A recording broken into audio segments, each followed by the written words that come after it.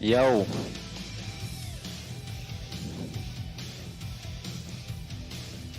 yo,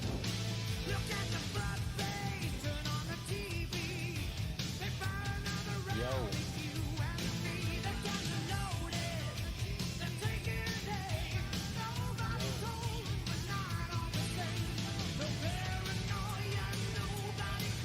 yo, yo, yo, yo, yo. Delay in the YouTube stream and the Zoom stream. Delay in the YouTube stream and the Zoom stream. Delay in the YouTube stream and the Zoom stream. I'm sorry, what?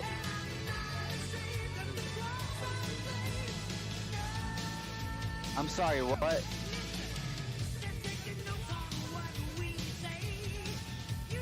I'm sorry, what?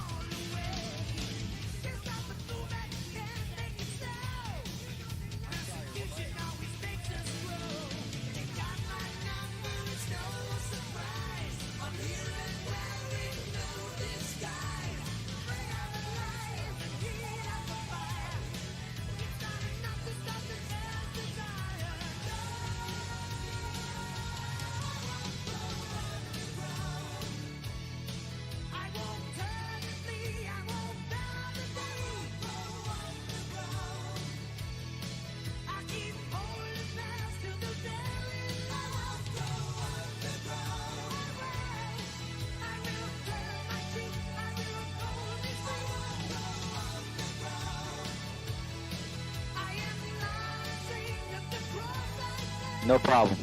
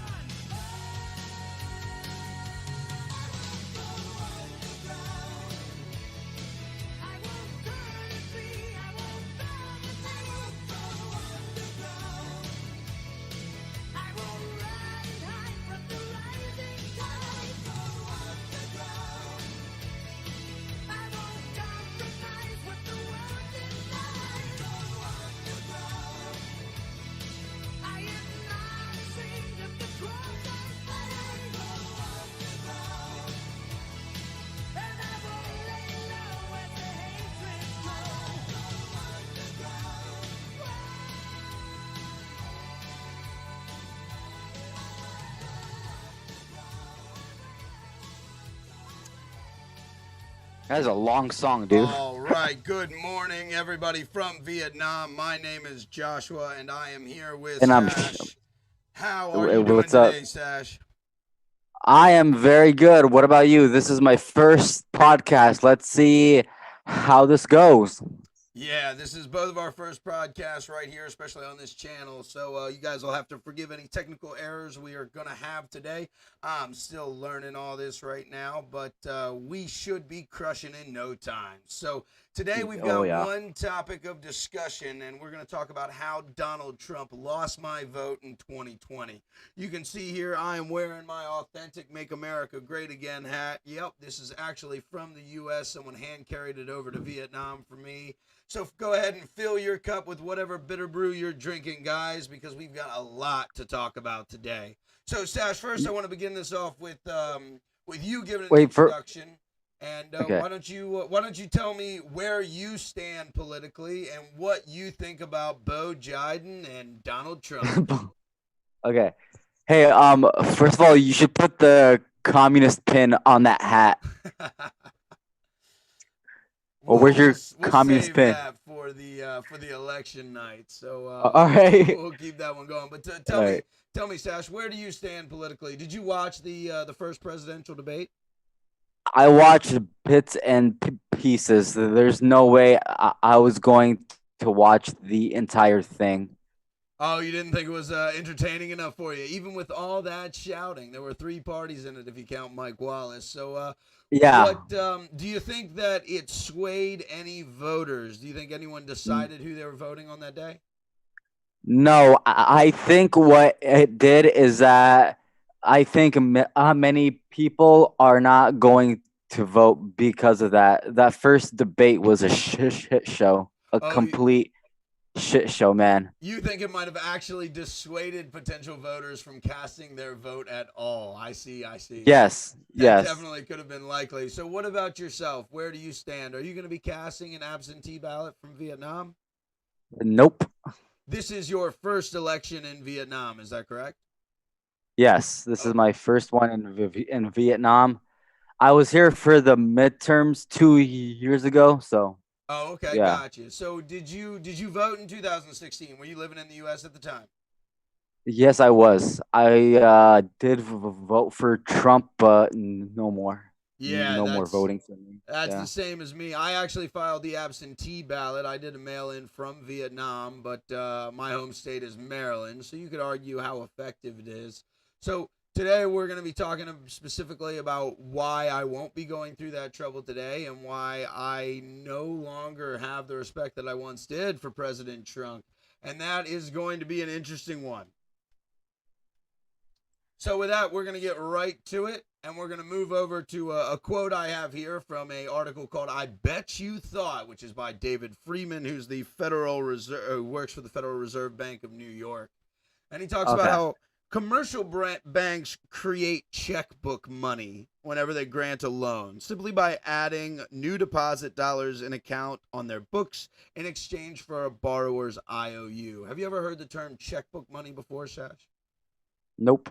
All right. So another way to say this is bank credit. And anyone listening out there, after the show in the descriptions, I'll make sure that I put all my sources and all my links in there. But while you're watching the slideshow, you can also see that I do have the links written down there if you want to try to type fast. But don't worry, I'll be putting them all up eventually. So checkbook money is kind of like fake money, and I'm gonna explain how this goes real quick. So if you can see my screen, I know the people at home can. We've got this guy here, and he's looking at this bank over there, Yes, I see it. Yeah. and then there's the Fed off all the way to the left. So yeah, if you're keeping up on the YouTube channel, Sash, just a heads up, probably like a 4 or 5 second delay, but the slideshow's not that animated, so it Yeah, no shouldn't worries. cause us issues. So let's say this guy wants to start a new business, so he wants a $1 million loan, and he needs to go to his bank to facilitate that, whether it's Capital One, whether it's Bank of America, all these things kind of operate the same. So he needs to go and he needs to apply. And what the bank is required to do before they give him that money, because like we just read before, it's not real money, it's checkbook money or bank credit, is they need to get permission from the Federal Reserve. So the way that it was once upon a time is that you need to put about 3% down with the Federal Reserve, and then the Federal Reserve would allow you to basically create that money. So they would put $30,000 cash in their bank account with the Federal Reserve, and then they would be allowed to change the numbers in this guy's bank account so that it reads $1 million, and he gets his loan as simple as that. So they're going to give the Oh approval wow. once they get that 30,000, and then they're going to issue him $1 million. They won't give him cash, right? And you never actually get cash when you get a loan. Your bank account just goes up, or you get a line of credit, depending on how you're doing it. And you could go to the bank and tell them to turn that bank credit into cash. But if you ask for the whole million, you know that's going to be hard. Just common sense tells you that a bank is not going to want to give you $1 million cash to walk out of there. But they'll let you use credit cards or Yes. other cards. They'll let you do transfers. Exactly, exactly. So that's the way it works. And that $1 million, when it first gets issued, is just their numbers in a database, their numbers on a computer screen. They're not even digital currency. They're at a lower standard than digital currency. They're checkbook money or bank credit. So Okay. Let's go more to our personal lives. Like, not many of us have taken out a $1 million loan before, but a lot of us have deposited Uh, money in our banks. So let's say we've got Joe Schmo over here who's working hard. He makes his hundred yeah, if dollars. only yeah, if only we had a dad who could give us a small loan of $1 million, huh? Yeah, sure. Maybe we'd all be as successful as Trump and be the president of the United States already. I'm sure that it Yeah. helped that his uncle got all of Tesla's secret writings when he died. I bet you there's a secret or two Yeah. that's worth knowing in those. So if you get your $100 and you're going to go to a bank and you're going to go deposit it, what the bank's going to do is they're going to leave about 10% of actual money in their accounts that is yours, and then that other 90% they're essentially going to either give to the Fed to get permission to give bigger loans, or if small loans come through they'll directly loan that out. But in all honesty, that doesn't even happen anymore. Now they just pretty much issue bank credit only, and then that $90, that 90% of your money right there is just now bank credit. The bank has far more bank credit than dollars, and they're hoping to absorb this later on. So you've ever heard of the phrase "a run on the banks" before? Yes. Are you familiar with what that is? Basically, they don't have deposits when people want to cash out. Exactly. We've seen it happen in Greece because pretty much every country does something similar to the way I'm describing right here. But we'll talk about some major differences with the United States and with the other countries, because the other countries do have some grounding. There is some centralized currency, unlike the United States. Once upon a time, we all traded with gold and silver, and that was our grounding. But nowadays, thanks to the International Monetary Fund, or the IMF, that central currency in other countries is the United States dollar, which means we don't have Okay. one. So even though Joe Schmo only has $10 in his account and 90 bank credits in his account, when he goes onto his website and he checks his online banking, it just says $100. It keeps him nice and happy. He doesn't know the difference. But like you said before, if every single Joe Schmo in the world went to the banks and asked for their money back, the banks would have absolutely no way at all to pay it back. There's probably about 15 to 20 trillion US dollars in credit inside the United States, but there's probably only about 1.5 to $2 trillion of hard physical money.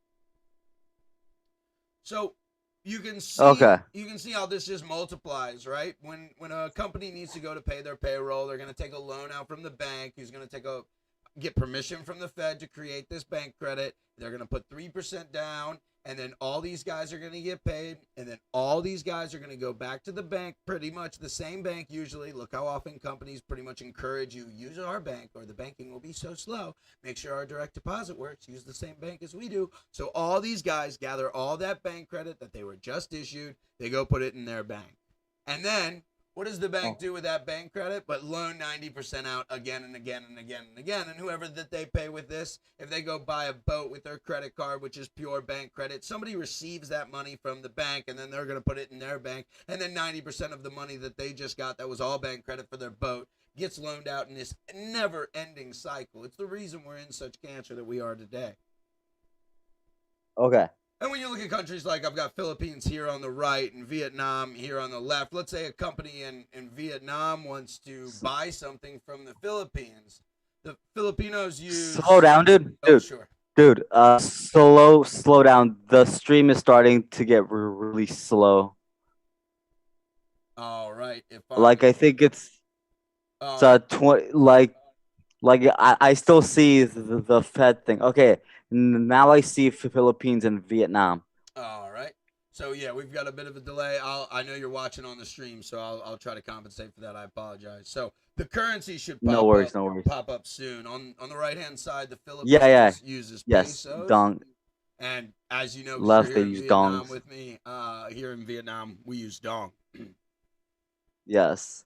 So if the Vietnamese buy a lot of rice from the Philippines, except for 2020 when that switched. So I'll use that example. Right now, the Philippines wants tons of rice from Vietnam because we had next to no economic shutdown from the beer virus, but the Philippines were absolutely hit hard. So what happens? The Filipinos can't pay with pesos because the Vietnamese don't want pesos. They're not interested. So, what medium of exchange do they use for international trade? Rice. They want the rice, right? Like, so Vietnam is selling the rice, but they're not going to sell it for pesos. They want to sell it for those $100 Oh, bills. U.S. dollars, right? Yeah, yeah. That's exactly right. Hold on, let me fix my. There we go. That's exactly right. They want to sell it with U.S. dollars because every single country right now is required by the International Monetary Foundation or the IMF to keep a certain amount of U.S. currency in there.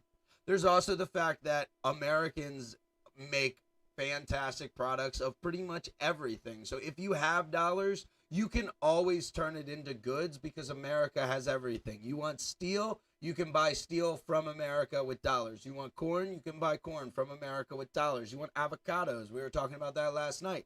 You can buy avocados from America with US dollars, cars, TVs, everything we make.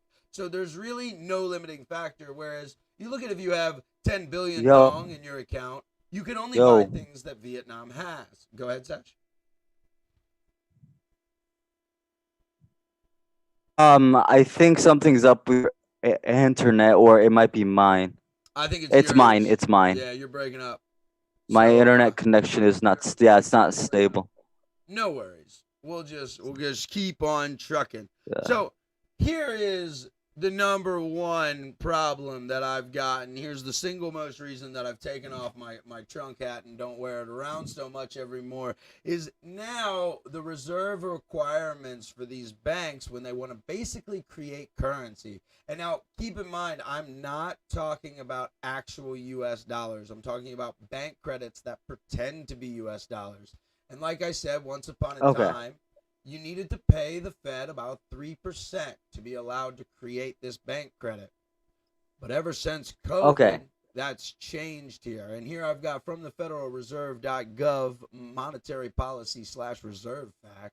You can see here pretty clearly that all the way up to over Zero. $127 million. That's right. You could walk into Capital One or Bank of America, take out a $250 million loan right now, and they would not have to have a single penny to back it up. They could just put 150 million in your bank account just by typing. It's not technically creating currency, but you can go use it like currency. Exactly. So And no one's going to know the difference. yeah, it's not a functional difference, at least not unless your bank fails. That's exactly right. And we know that our banks are Fair. FDIC insured, but that only goes up to $100,000. So there, what you're talking No, about, isn't it 250,000? it might have been raised. It probably was. I haven't checked that fact recently. When I was a kid taking government class, it was 100,000. Okay. So if the interesting thing here is if you look at the top one that says 0 to 16.9 million, the effective date is actually before the beer bug started getting super serious all over the world. So there always has been at the low end a way to create bank credit for free. And if you look past the past 20 years of history, it that number has just been eeping up from 5 million to 10 million to 13 million to 14 million. And now we were at 17 million January of 2020, but then the beer bug came and they just erased this slate clean. And you can see that it happened March 26 or 326, right?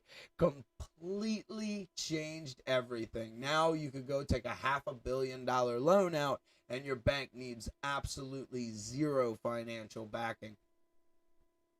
Jesus. Yeah.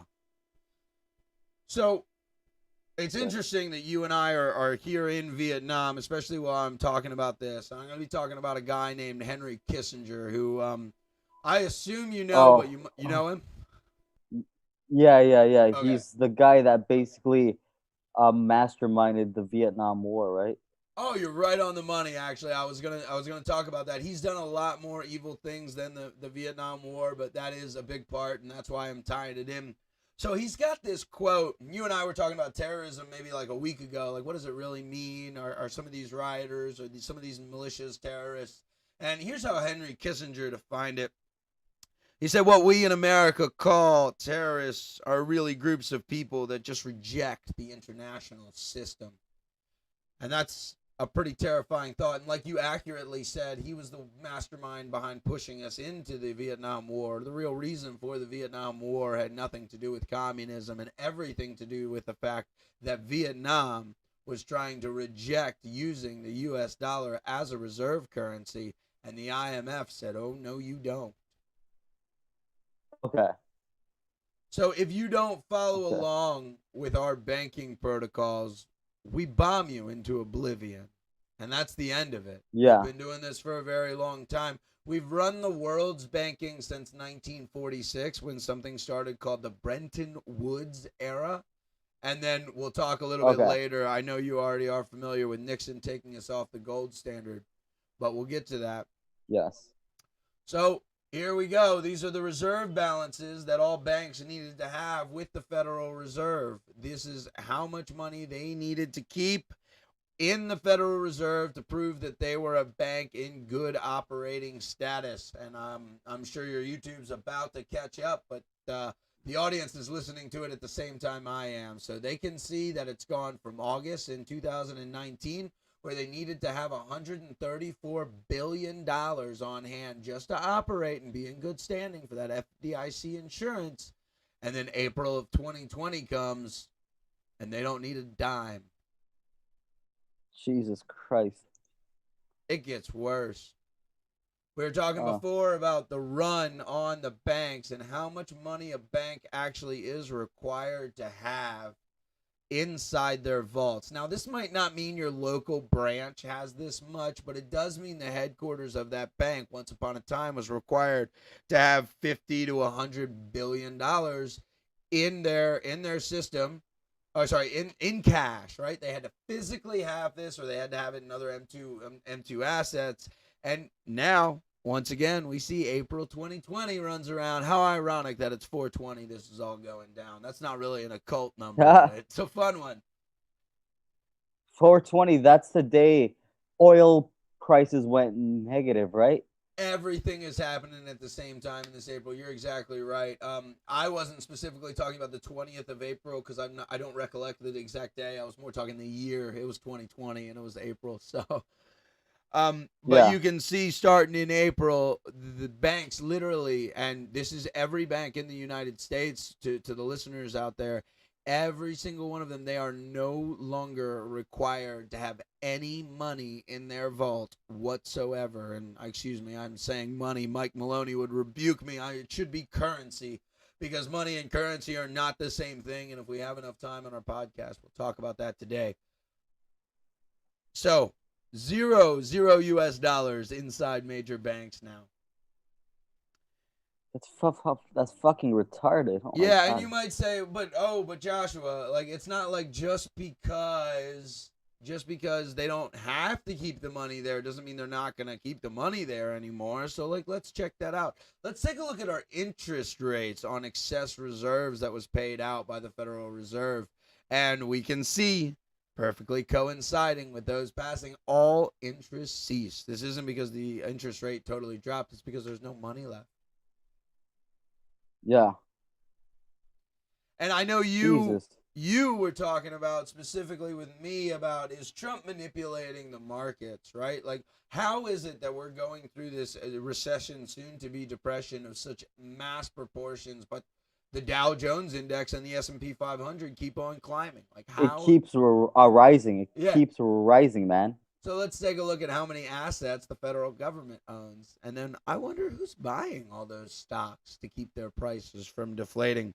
You can see here that in 2008, Obama did very much the same thing. He asked for emergency permission to purchase securities so that he would be able to artificially keep the stock market high, right? He didn't want to create a panic. We know what happened in 1929, and we won't have time to talk about why that happened, but for similar reasons to what's going on now. And you can see that spike in total assets that were owned by the right there, yeah. Yep, right there. But then look over here at Corona, and I've been trying to avoid saying that word, but there it is, exactly right.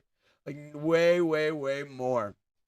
And so that brings us into another subject that I want to talk about what's the end game, what's going to happen, and when we Hmm. look at these numbers, these are real laws that had to pass, guys. These are executive orders and laws that have changed all this. And there even was a New York Times article that dubbed Donald Trump the brand new chairman of the Fed. You remember that one coming out, what, 4 months Yeah, ago? I remember that one. Exactly right. So that came out. So all this I see as leaning into the destruction, really.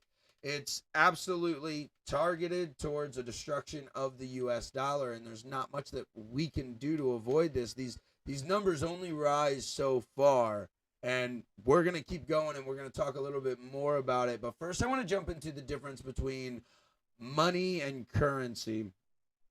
And that's the reason I have this chart up. This is a really normal economics professor question. Which one of these things is not like the other? What would be your answer, Seth? Oh, the gold. Yeah, that's exactly right. Though technically, when you ask most adults, we're already very much talking about the economy, so you're in the right mindset to be thinking. But if you just start randomly asking adults that you know these three questions, now Vietnamese might be a little different. They're a little bit smarter about this kind of thing, but start asking American adults, and you will see that they're going to go, the monopoly money, the monopoly money, the monopoly money. Or they will Yeah. say the $100 bill, because that's the only one that's real money. No. So I'd like to quote J.P. Morgan. I know we've all heard of him, and this is a congressional testimony he gave in 1912. Ironically, the year before the Federal Reserve was created. It was created December 23rd, 1913. Gold is money, and everything else is just credit with extra steps. All right, I added the Rick and Morty part. uh, So money and currency are pretty similar, nice. but they're different in one way. Money is absolutely one of the best inventions that humankind has ever Money and made. currency. What? What's the difference? Sorry, Oh, sorry, I'm breaking up. my connection is unstable. No worries, no Can you worries. repeat that? Can you Yeah, repeat so that? money and currency is probably one of the most amazing tools that mankind has ever made. The only one that I can think would be comparable probably would be arithmetic. It's so incredibly useful. Okay. The most valuable thing, your real wealth, is your time and your freedom, right? We're Americans. We know that. Everyone understands that the time is money, essentially. It's actually kind of backwards. Money is a tool that we trade for that time. It's like a container, Okay. it's like a box, so that when we exert economic energy, when we do something productive with our time, we need a way to not let it slip through our fingers. Like a jug holds water for later, or a bottle can seal it.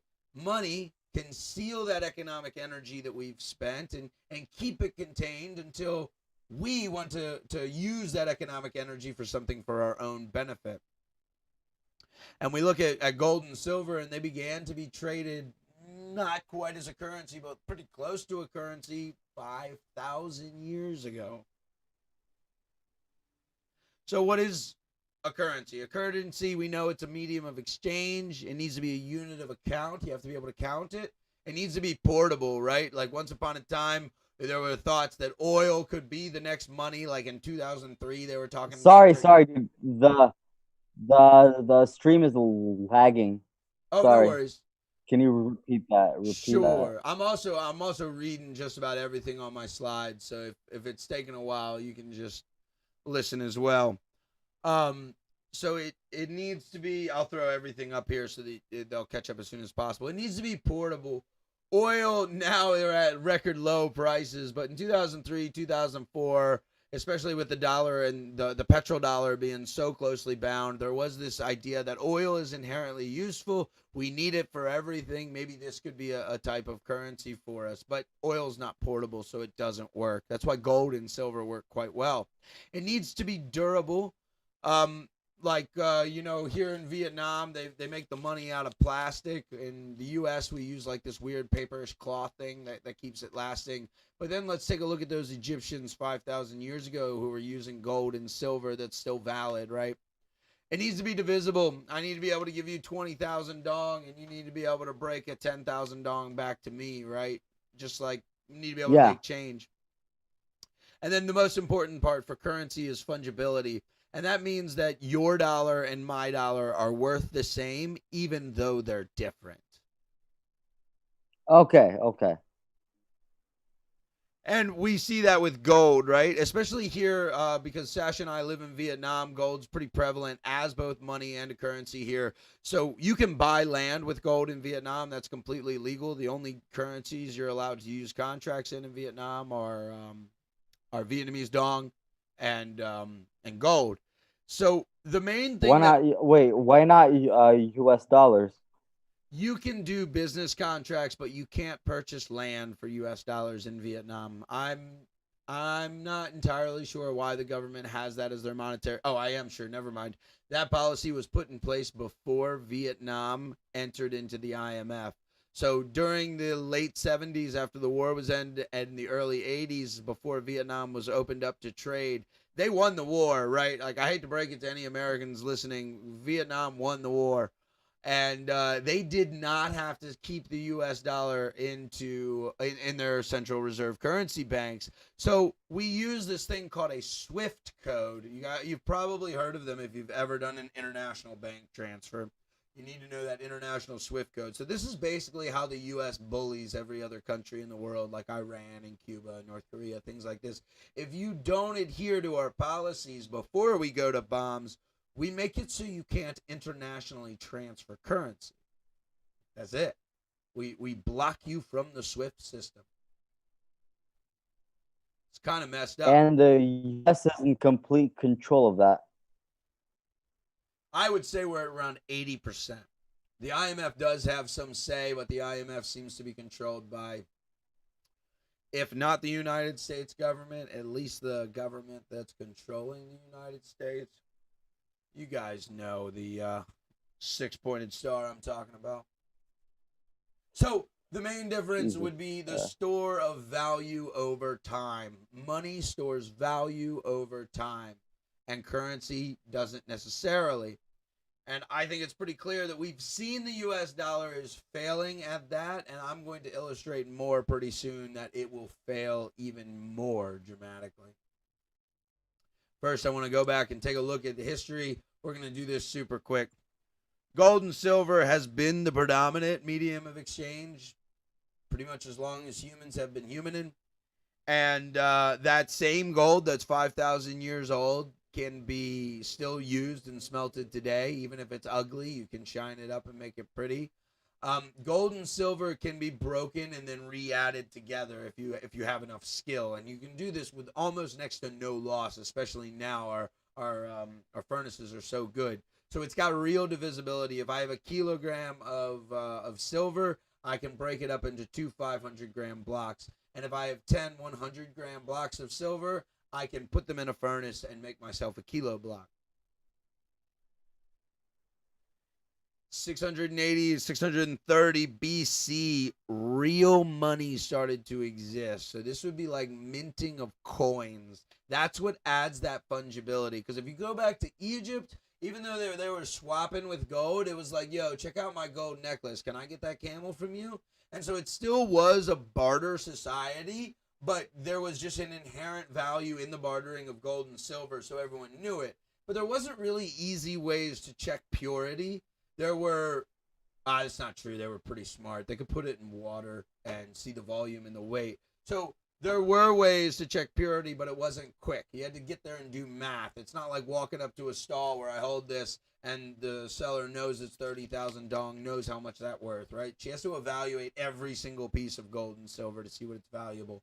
So in Lydia, they started minting these coins so that the government would attest what purity they were and what weight they were. And then prices started to exist for the very first time in human history because there was fungibility to the money. And prices are important. Like we live in Vietnam, so Sash, I'm sure sometimes you've been up to a place that has no marked price. And what's the first thing that goes through your head when you walk into a Vietnamese stall and nothing is marked price? Yeah, okay, so you'll ask them. But realistically, if you see two stalls in front of you and one has all their prices written down and one has no price written down, which one are you going to more likely go to? The one with the prices, Yeah, why is that? because the one without the price are more likely to get ripped off on. Yeah, exactly right. We're Americans, guys, and because many of my listeners are Americans. We're not good at the whole barter society thing, right? Like, we're not used to having to haggle with a price every time we want to buy something. We want to walk into a store, say how much it is, get the real price, pay the real price, and leave. But the Vietnamese, they're not so much like that. They love the arguing over price. And they'll sit there and they'll argue about 7 cents just because that's what they do, right? Like, I'm sure you've seen Yeah. it. And Oh, then I've they'll seen it. You go to Pentan Market. Oh my God. Yeah, exactly right. And then there'll be like this there's a certain way that a certain ritual that they need to discuss the pricing so that nobody's embarrassed and nobody loses face and everybody's happy with their price. But at least for me and many other foreigners that I've met here, it's a frustrating, tedious process. Would you agree? Yes, sometimes. Yeah, sometimes, and I mean, my Vietnamese friends make fun of me often because how often I use the online shopping site Lazada because prices are just there. Like, I just order it online, and then the delivery guy Yeah. shows up, and I pay the delivery guy exactly what the website says. You're breaking up, Sash. I think you're back now. Say that point again for me. What was I saying? Shit. I was talking about Lazada. What were okay? Oh, fucking connection.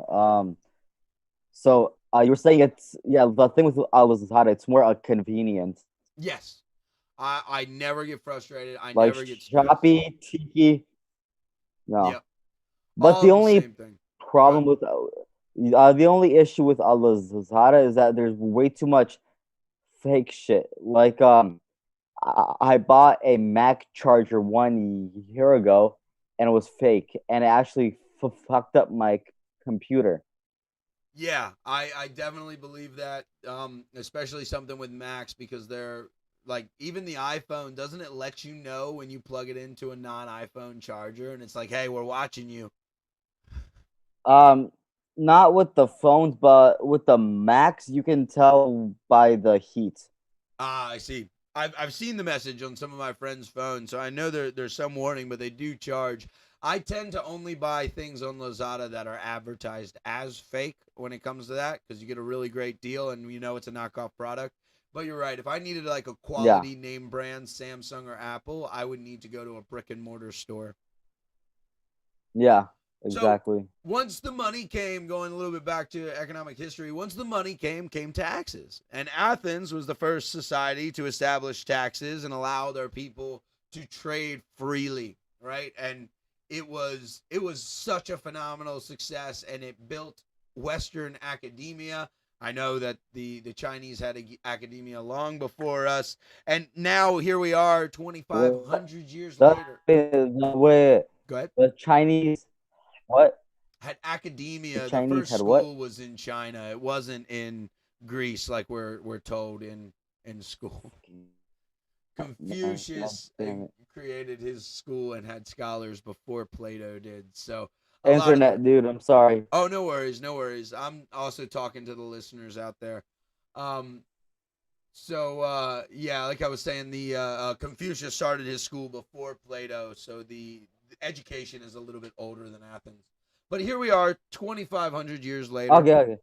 and we're still in awe at the things they built. Like I'm sure you've seen the pictures of the ruins in Athens, right? Like the public works that they did. We still study the wars that they fought. I'm sure you've seen 300, right? Yeah. So how did they fall? They were such a if they were such a beautiful society, how did they fall? Inflation. Inflation. That's exactly right. Too much greed They and too mixed much more. copper with gold. Yeah, that's exactly what they did. You are right on the money. So we've only got 20 minutes left of our podcast, so I'm gonna skip talking about the war, but pretty much Sash nailed it 100%. It's the wartime dilemma, right? The rich citizens are paying the taxes, and then the Athenians need to build ships, they need to pay military, they need to do public works. Athens never stopped building like temples and schools and meeting places. They never, or roads, like they never stopped doing these public works, even in the height of their battles, and they just didn't have the money for it all. They kept feeding the poor, which is a wonderful thing to do if you have the means, but if you don't have the means, the Temple of Nike was literally built in a respite of two battles that's making the Athenian government go absolutely and completely broke. So if they get 1,000 gold pieces in and they need to spend 10,000 gold pieces, you've already answered the question. What do? You inflate it. Yep, they start mixing copper in with the gold. And there's a really there's a saying in one of Plato's books. I can't remember what it is right now, where he's talking about the value of humans, and he's comparing humans to coins because he's seeing just a downgrade of the quality of Athenians. And he's like, the old coins that we have, that once you find one, you never spend, and you just kind of push it away. I think it's called Grisham's law, but I'm not sure. But there is a law that humans inherently collect that which is more rare. So like, Okay. it's why we don't spend $2 bills in the United States anymore for some strange reason. It's not worth more, but it is more rare. It's why we stopped spending the half dollars. It's why the U.S. government tried to make a gold Sacagawea dollar, which is like the same as the €1 coin or the loonie in Canada. But Americans never spent them. They would get them and they'd just keep them, and they'd never spend all these. So all these trials of trying to switch our paper money to coins kept failing in America. And the same things happened in Athens, where anytime they would get an old coin that was pure gold, they would never spend it. They would save it and keep it. And they would quickly spend all the cheap copper mixed coins. And then the humans just inherently knew. We know that gold is valuable, and we could tell these new coins weren't right. And so Plato in his book was comparing the old Athenians who had real education to these new people who killed Socrates in the end.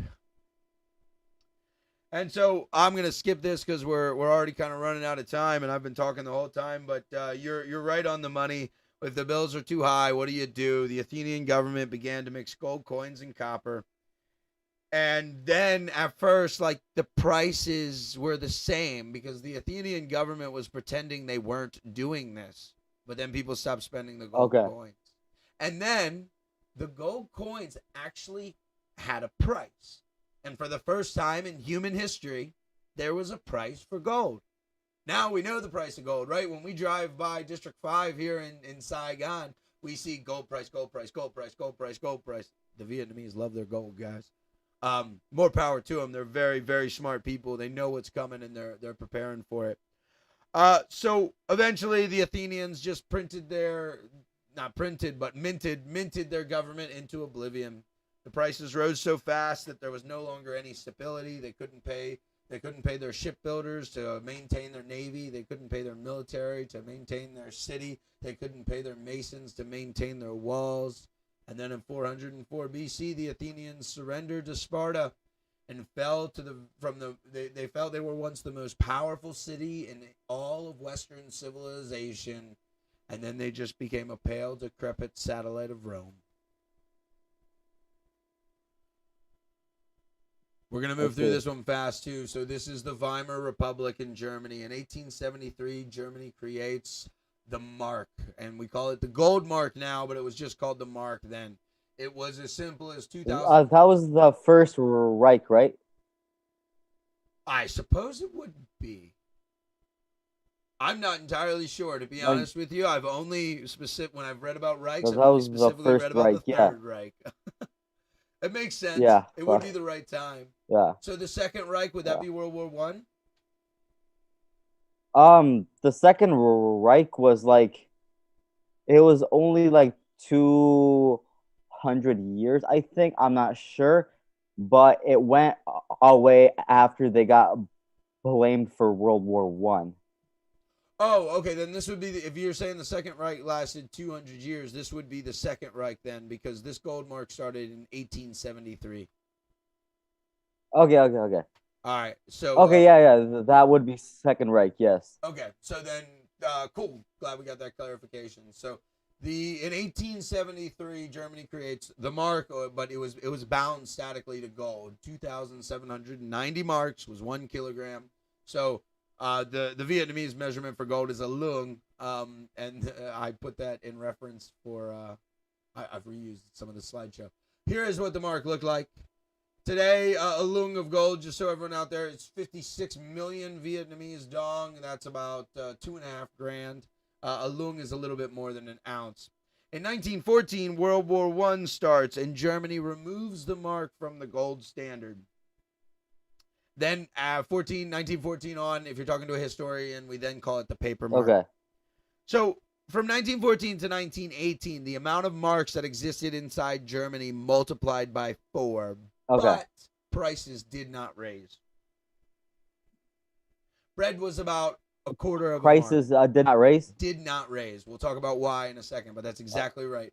During World War I, the economy was relatively stable. Prices didn't raise, and bread was consistently about a quarter of a mark, and a lung of gold was about 125 marks. So now we're going to talk about why. The reason prices didn't raise is because there's two factors in an economy. It's not just how much money is there, but it's also how quickly that money gets spent. How fast does the money move? Yeah. If you and I each have $10 and you want something of mine and I want something of yours, we pay each other $10, we go home, we each have $10. Our GDP between us was $20. Now, if you have 20 things I want and I have 20 things you want, and we each have $10 and everything we want is $10, we could do that transaction 20 times in a day, right? And yeah. Our GDP has gone from $20 to $100, just like that, only based on velocity. There's still only $20 in our economy. Just velocity. Just velocity, right? Just by velocity. Yep. There's still only $20 in our economy between me and you. So I want to look at the money stock. This is M2 money for the super financial geeks out there. M2 money is near money. It means there might be some restrictions on pulling it out. Think like a CD or certificate of deposit. Maybe your bank is going to charge you like 2% if you want to take this money out because you told them they could have it for 2 years. But the point is it's how we count the money. And it is currency, but the U.S. government lies and calls it money. It's how we count the currency in the United States. So you see here that during 2008, you see that little spike. Once again, that's that Great Recession that Obama had. Oops. Let me go back here. I mean, Bush started it, though, right? Yeah, it was Bush who started it. It was the housing collapse that really caused it. So I would think that the blame definitely goes with the Bush administration. The Obama administration didn't help us out of it. And if we zoomed in on these charts and completely cut out 2020, we can see measurable improvements that Trump did do to the economy. And very serious. It's not wrong what Trump is saying that he was helping the economy pre-2020. I can find the day he's elected on these charts if I cut out 2020. But once 2020 comes in here, because of the beer bug, everything gets so thrown out of whack that it just doesn't matter anymore. So we see in 2008 our monetary volume going up. We see in 2020 our monetary volume skyrocketing, just like Weimar Germany. 4 times it happened during World War II. This is like just 6 months and we're skyrocketing. Trump's already talking about another bill, right? Another stimulus bill. So, like I said, in the monetary velocity, currency times velocity equals the inertia of the currency or your GDP. So if you've got 4 guys and every dollar moves once, I know you're a little bit behind, but this is all animated. You'll see it in a second. Whereas if you've got 4 guys who spend it 4 times, then your GDP gets to 16. Oh, wow. Okay. I see. Right. So, while the currency supply went up 4 times in Germany, the velocity fell to a quarter because everyone was so terrified about the future because the war was going on that they would basically just hide their marks under their bed and in their pillows and behind their mirrors. Everyone was hiding and they were saving as much as they can. They didn't trust the banks, but the people were artificially taking currency out of circulation to save it. So the economy felt like it was stable. Prices didn't rise Okay. because the currency wasn't moving. This created a shield. It was temporary, but it created a shield against inflation. And it's why all through World War I, we don't see an inflation of the Weimar paper mark. So to give an example, if there were 10 billion marks in 1914 and the average German spent 4 marks per day, then in 1918 there were 40 billion marks in the economy, but the average German only spent 1 mark per day. So at the end of the day, the economy has the same inertia. The GDP is the same. Okay. Now let's Okay. take a look at our monetary velocity inside the United States ever since that event happened in New York 20 years ago. So once again, if we look at Obama, if we look at Obama's Great Recession, which I'm not pinning this on Obama. The whole point of this podcast of why I'm not voting for Trump is that all these politicians are the same, right?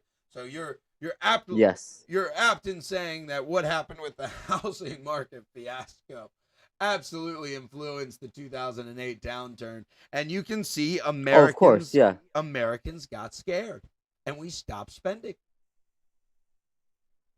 And then, yes, Obama gets us to a little recovery, but then 2011 hits in, and Obama has another rough time of it.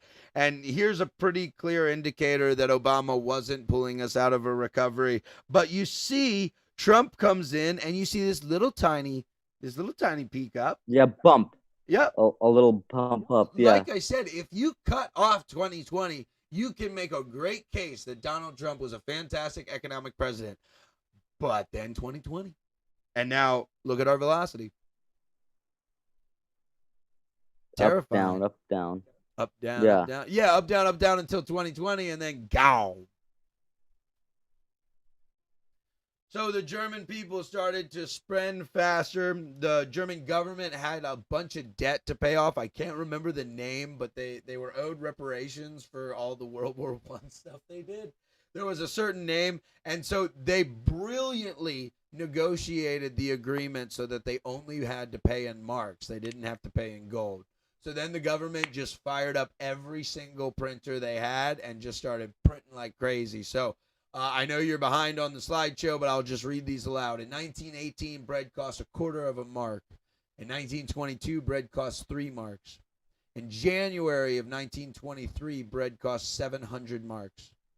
In May, 1,200 marks. In July, 100,000 marks. In September, 2 million marks. In October, 670 million marks. In November, 80 billion marks. Jesus Christ. Yeah. So we've only got 8 minutes left, so I think I'm going to skip this. But this might interest you, so maybe we'll talk about it a little later. This is how the Vietnamese dong went through a very, very similar inflation. Guys, just so you know, we're all millionaires here in Vietnam. Yeah. We all make somewhere between 400,000 to $1 million dong an hour, depending on what you do. Yeah. And 2,300,000 dong is $100. So the government for the Vietnam was a little bit smarter. They actually mandated the devaluing to keep that run, that circle that happened in the Weimar Germany, where it just kept more and more and more and more and more. The Vietnamese government knew they were printing too much money, but it was the only way they could pay for things, right? Their people were going to starve if they didn't. So they got rid of smaller currencies and they added zeros, quite literally, to protect the stability of their economy. So the jumps happened one at a time instead of a never-ending cycle. The Vietnamese government, from what I'm reading, actually handled this the best that they could have given the situation. And keep in mind, every major power in the world was doing everything they could at this time to destroy them economically. You know that the Federal Reserve is a private company. The owners are totally secret. They create all the U.S. currency. It's a direct violation of the U.S. Constitution, and nobody gives a damn. Now let's look at the inflation. Nobody cares. Yeah, nobody cares. Let's look at the inflation that we've seen so far. In 1913, 1 ounce of gold, 20 dara. 1946, 1 ounce of gold, $12. $20. That was when the Bretton Woods era began, which ended in 1971. And you can see, since America basically bullied the world into submission during that time, our dollar maintained. Because what was happening is we were printing so much more money from 1946 to 1970, but for the very first time in history, there was a creation of a world currency. So our dollars weren't staying in America. Our dollars were going out to other countries. And we were buying things from China and buying things from France and buying things from Germany, but we were doing it with U.S. dollars. So then the U.S. dollar stayed in those countries. So internally in America, we didn't feel an inflation. And why didn't we feel an inflation? The same thing as Weimar Germany, because our velocity went down because the money wasn't in America. The money was in other countries. Have you been to Cambodia, Sash? Yeah, I've been to Cambodia. You know, you can practically use dollars there like it's their own currency, right? Yeah, you can go everywhere with U.S. Coffee dollars shop, there. taxi, bookstore, movies, anywhere. You can go buy a Happy Pizza with a little bit of the green sprinkled on. Just pay them $20 and you're good, right? So that was because countries' own economy started to fail and they started to latch on to the U.S. dollar. All this happened. I'm trying to go fast. We only got 5 minutes left. Then the French president, smart guy, realized, he's like, wait a second, this is not going to last forever. I'm calling America in. I want the gold. Right at that point, it was already illegal for the average citizen to trade their dollar in for gold because the gold standard was mostly broken. But central banks of other countries were still allowed. That was part of the agreement. It's the only reason that they agreed to this in the beginning. So once the French government started to run on the bank, essentially, but the bank was the United States, Nixon goes, for the order of national security, I am temporarily suspending the convertibility of the U.S. dollar to gold. And that temporary conversion has been 50 years. And now 50 years, that's a long ass time. Yeah, yep. Keep looking through monetary history and you'll see these fiat currencies really only have like a 40-year lifespan, and we're already pushing this bad boy. So we saw from 1913 to 1970, gold went from $20 to $35. Now Nixon pulls the plug, and where are we at now? 1980, we're at 600. 13. Well, we're way more. 600? Yep. And then probably, yeah.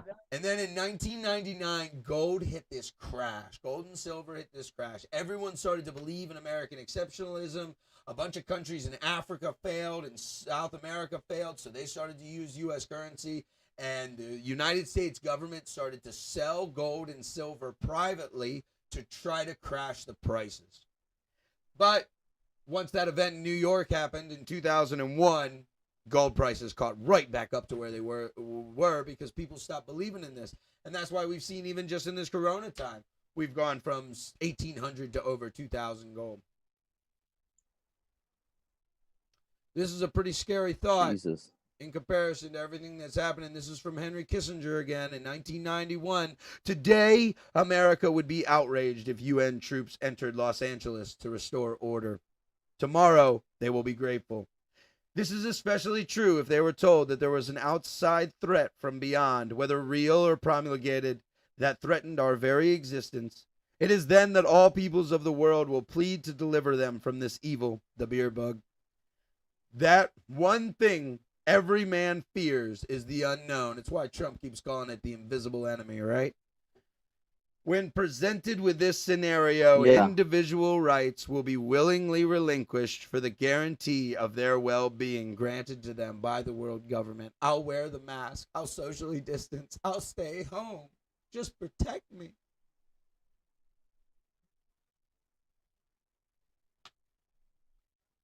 Yeah. This is the very first time we started to do this in 1865. This is talking about what would happen if the United States never had a central bank and if we stuck with the gold currency. And this famous quote from the London Times that says, "The government must be destroyed or it will destroy every monarchy on the globe." They're talking about the U.S. I've got the Google article there if you'd like to go read that full thing. For the lack of time, we're gonna have to skip this. Here's my pictures proving just how connected Mr. Harry Kissinger is. Everyone. Everyone on the planet. There's not a single person he wasn't in bed with. Hmm. I know you're a bit Well, behind, but I'm going through pictures. I should say, um, is that Agnew? I've got that face. I Zeb think that's Carter. Brzezinski, yeah. Oh, it's Brzezinski. Okay, Reagan, Bush Senior, Merkel, Clinton, and then your face is covering the rest of them for me. Bush Yeah. Jr., Clinton, Hillary, Obama, Donald Trump, President Yeah. Xi, Vladimir Putin, Is he dead yet, or is he Merkel. still alive? I think he's still kicking it. Well, let Like, me search that. This one is Henry Kissinger. Wait, when Trump was president. So if he died during Trump's presidency. yeah, he's still alive, dude. He's 97 years old. Holy crap, that's some adrenochrome right there. So, in conclusion, Yeah. I'm finishing this right on time. I'd like to quote William Casey, the CIA director. We'll know that our disinformation program is complete when everything the American public believes is false. And we're watching a movie, guys. And all you Q-tards, Q It's not keeps telling real. you. Yeah. What is it that Q keeps telling us, Sash? You're watching a movie. Yep. And Trump's the leading actor. And that's how he lost my vote in 2020. This economic stuff shows to me that he is rolling into the turn. He is leaning into the punch. He is accelerating this. So, in clarity, guys, here's really what matters. And I know Sasha and I are in agreement on this because we've talked about it so many times. There's no such thing as white versus black. There's no Chinese versus Vietnamese. There's no Americans versus Russians. There's no Democrats versus Republican. And there's not even Liverpool versus Man U. There's them and there's us. Versus us. Yeah. Yes. And that's my presentation. What'd you think there, Sash? This was fun, but I've got to be talking more. Definitely. So we gotta. I knew this was your first one, so I made sure I had enough content to go all the way through. Yeah. We're right on the hour, but we can spend 5-10 minutes to recap if you've got thoughts that you want to go over. I definitely want you talking more next time. And we are. Still Okay, we're still live. Yep. All right. So when will the actual event occur, if that makes sense? Like when is the currency gonna fail? So, yeah, like when? So every fiat currency that's ever existed in human history has failed catastrophically at one point. There's been over 10,000. But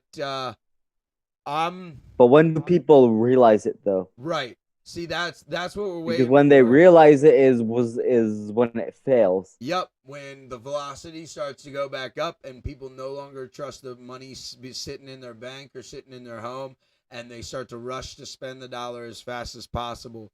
So we were talking before about how there's about $30 trillion floating out there. A lot of it is in the vaults of national central banks.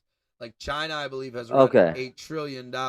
So my guess is a foreign power will ignite the excitement by liquidating their U.S. dollar stock. And so when someone like China starts to sell off or basically just buy product in the U.S., then we could see that run that gets so terrified. And I'd like to bring up the Cantillon effect to my Americans who are thinking about this. Well, what's that? The Cantillon effect is that when more money or more currency is created, whoever spends it first steals value from whoever spends it last. Why is that? Because you can spend it before the inflation that's bound to happen takes effect. That's the main reason. So if they make $10 trillion more and they're about to pump them into the U.S. and you want to spend every penny you have because in 2 weeks, money's going to be really easy to come by. But right now, it still isn't yet because that hasn't hit the whole market. So we all know this website.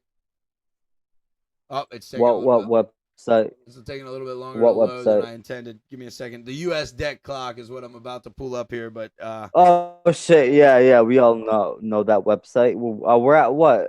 27 now. yeah, we're at 2704. And one more thing I want to Jesus point Christ. out is look at our tax revenue. Our tax revenue is actually dropping. Wait, wait. Let it come by. Tax revenue. I don't see our No worries. revenue. I'm circling it. You'll see it in a second. And then I'd like to call your attention to things down in the bottom right. Your face is blocked. Okay. I removed my face. Um, so this value right here, you see that $29,000 per ounce of gold and that 4,000 per ounce of silver. So what that is that's saying for every 1 ounce of silver that gets mined in 2020 and comes into creation, 4,000 US dollars are created. Wait, $4,000 are created when what? For every single ounce of silver mined and purified. Okay. 10 months That's ago, this was $900. Jesus Christ. Yep. And it was about $5,000 on the gold, ounce of gold to US dollars. Now silver is nearly matching the price. We are going to see triple digit silver in the near future, my friends. If you'd like to Fucking survive this Jesus. hurricane, buy silver. All right, Sash, I've said all I've got to say. That's why I'm not voting for Trump, because he's destroying the dollar. He knows it. He's doing it on purpose. He's leaning into the punch, and it's going to be misery for millions of Americans. And if he cared about Americans, he wouldn't be doing that. What are Well, your he's a thoughts? puppet. He's a puppet, man. It seems so. It's a shame. Seems so. Yeah, it's quite the shame.